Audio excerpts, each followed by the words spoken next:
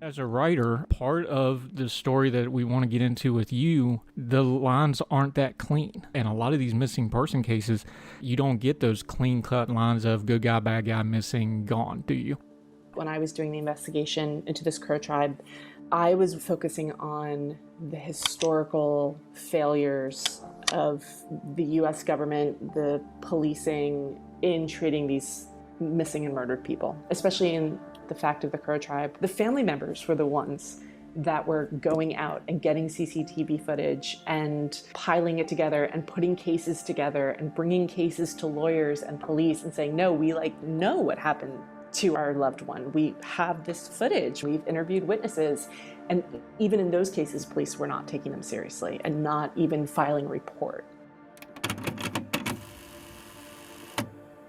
Why is it there's always that burden from the outside placed on the victim or the survivor to try to rise up to that greater good when the dynamic should really be the other way around to protect them, should it not? Absolutely, yeah. There's a Bible verse. It talks about how lie, or they call evil good and good evil. So what abusers will try to do is they'll try to make their victim feel like they're the ones with the problem, that if they don't go along with this, then God's going to be upset with them.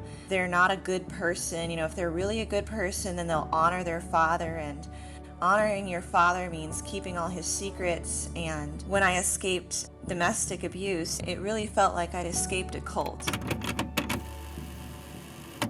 This opioid crisis is still going on and it's taking a dreadful human toll. I don't even want to quote the statistics on it because I think when we hear numbers like 90,000 plus that died of overdoses last year, it's just numb to us.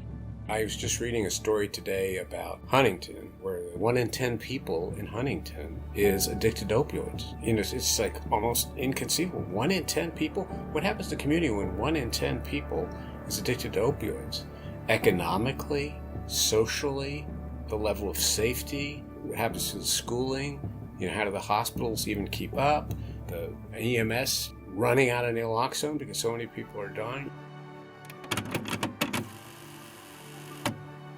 Seems to me like the big technology push now of working from home, this seems like it would be an absolute boon to folks who can kind of pick their own destiny. I think technology might be one of these things where it's going to run way ahead of the policy a little bit and really, really help some of these folks. Yeah, my friend David Perry, he makes this argument all the time. I believe he has dyslexia and his son is autistic and has Down syndrome.